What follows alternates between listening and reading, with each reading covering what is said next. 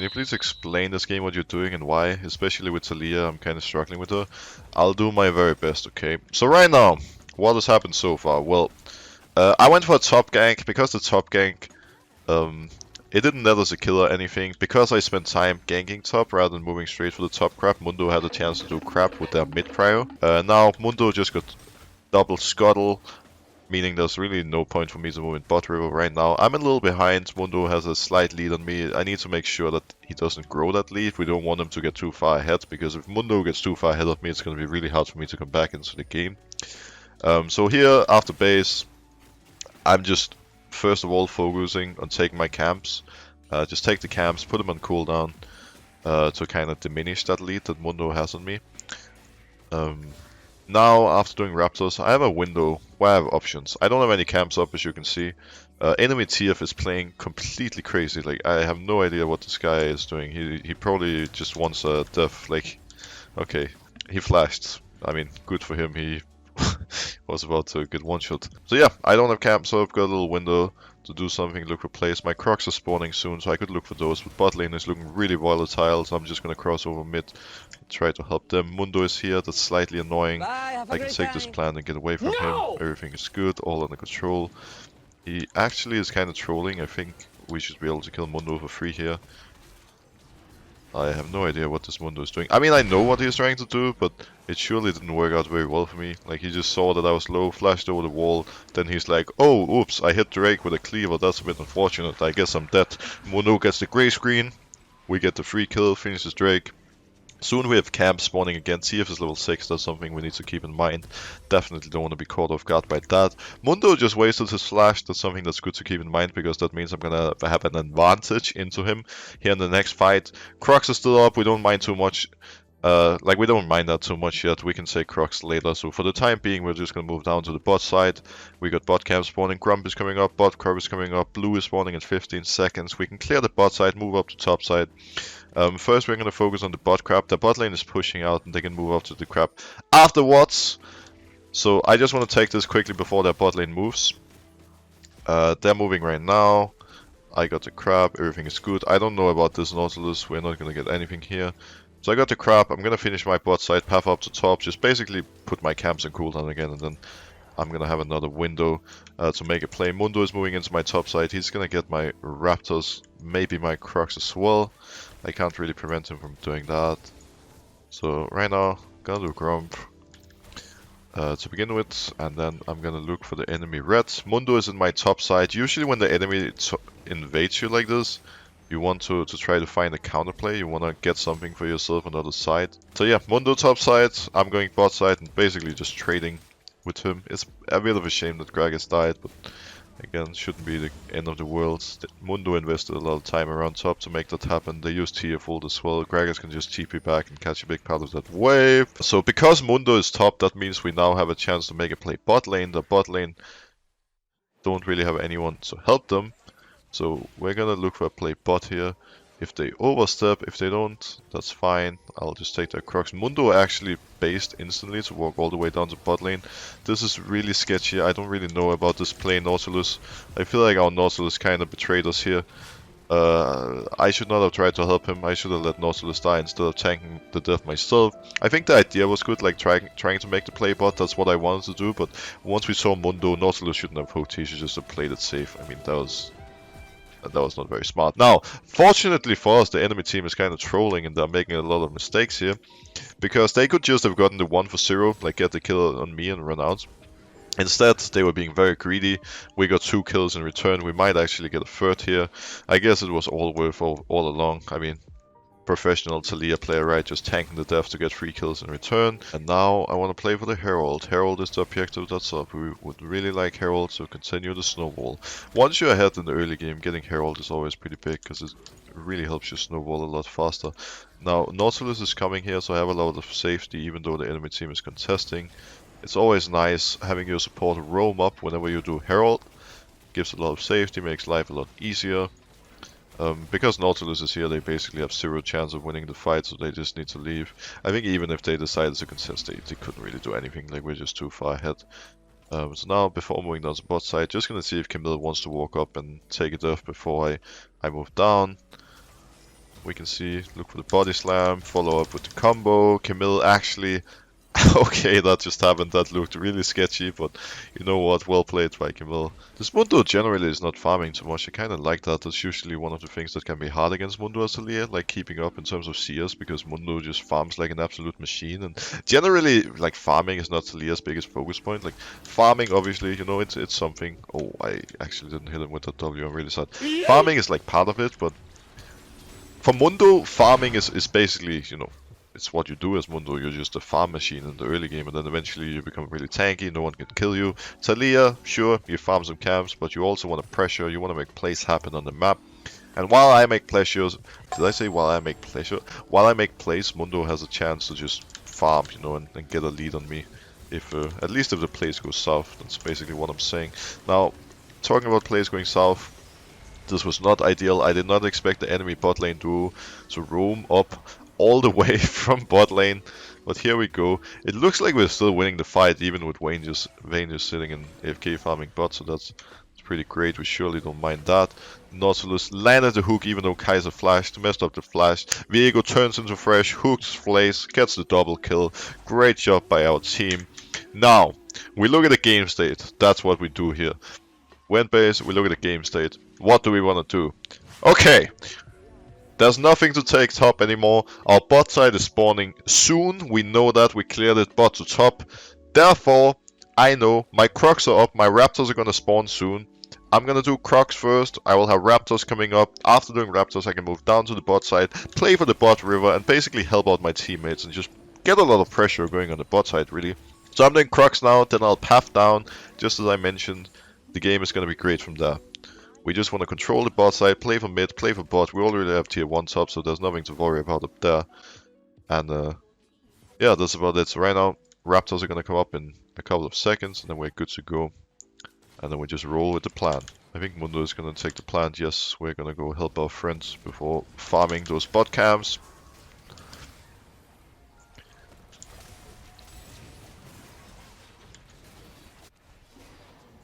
Oh boy, Mr. Gragas is here.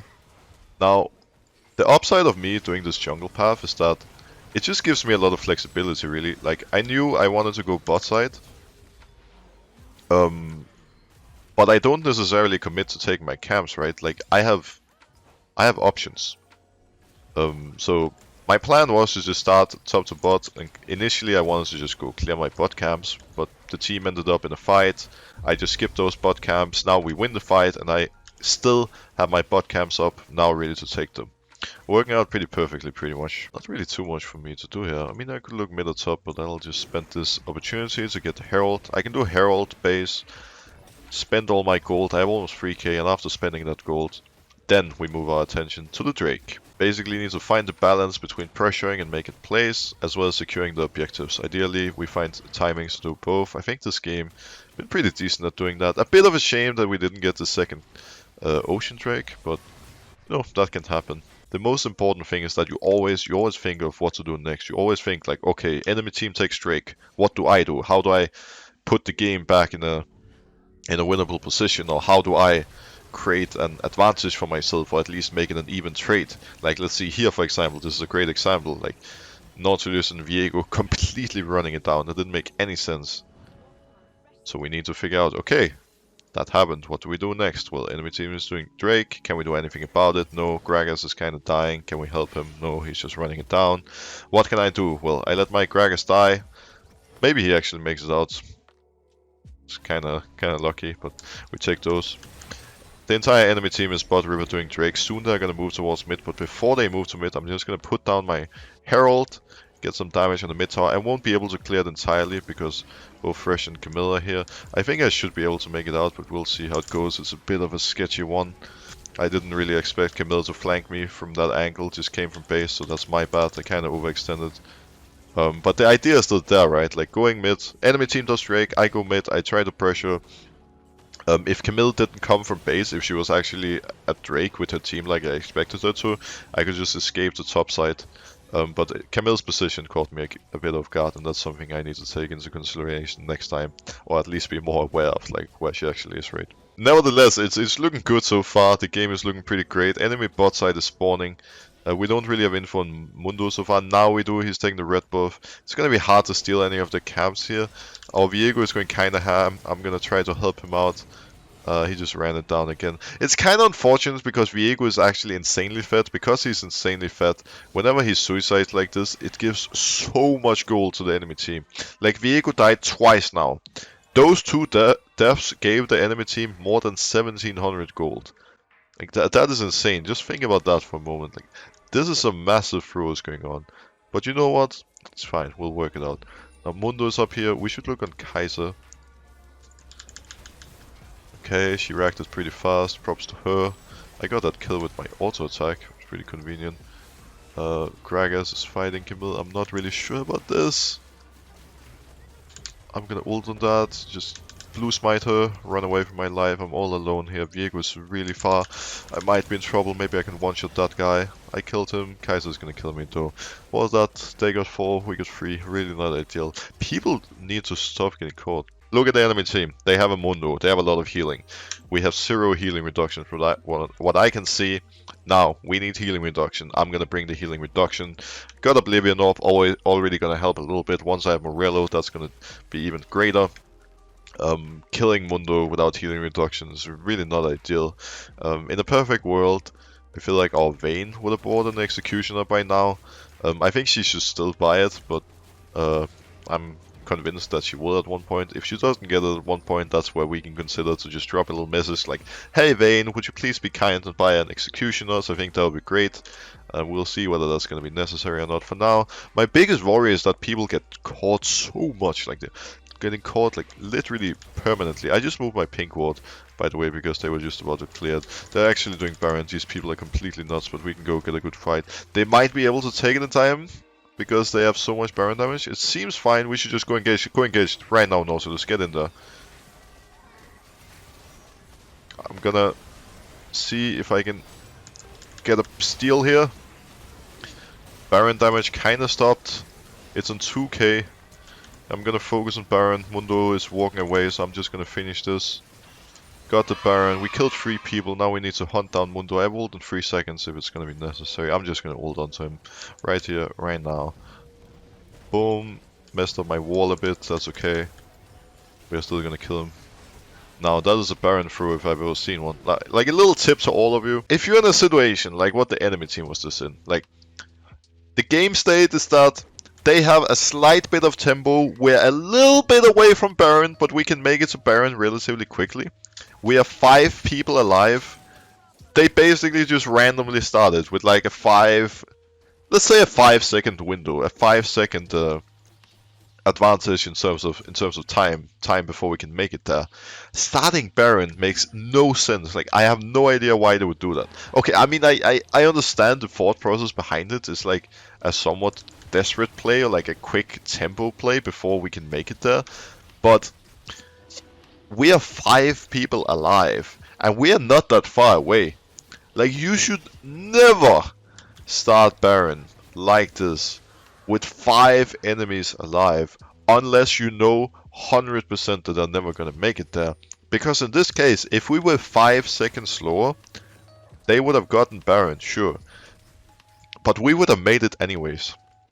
And we would have killed all of them. So basically the scenario then would have been that they get Baron, but they still get aced, so it doesn't really make a difference. I mean, they all get a bit of gold from the Baron, but does that really matter when you don't get the Baron buff? I mean, that's not really right. So this was a bit of int for me. My brain wasn't working for a little moment. I based needing like 40 gold for my Morello, so now it's a bit awkward. My team is out on the map. I'm kind of sitting in base chilling. Should have been on the same page with the team. Like, if they want to stay, I stay too. If I need more gold for Morello, I get that gold for Morello before basing, so I don't just sit semi-AFK in base. Now, the fortunate part is that this Fresh is actually getting caught, so my base wasn't completely pointless. It wasn't completely, you know, a complete waste, because I actually, you know, get to kill this guy with my Nautilus on the way. Now, our team is pushing. We're gonna run towards mid and help them out. Just close this game out cleanly. I mean, I guess I'll make it before they end, but I won't really be making much of a difference. We should just be able to end even without me here. Let's go. Let's bring it home. Just walk it in with the minions. Buff the minions, they're strong, they're gonna do work for us. Once someone CCs for me, I'll follow up with a W, there we go. I missed my W, so I guess I won't be following up with that. I don't know what happened, I guess I'm lagging. I have packet loss, my bad. Joke. Gonna look for the W and here. Didn't hit the W again. But you know what? We won the game. Let's go. That's how you play Taliyah, everyone. Watch and learn. I hope this was helpful for all of you. I really tried my best to communicate, to educate all of you. I think this was a great Taliyah game. It was a pretty educative one. I think there's a little to take away. Yeah, hope you all enjoyed that. Whew! Exhausting!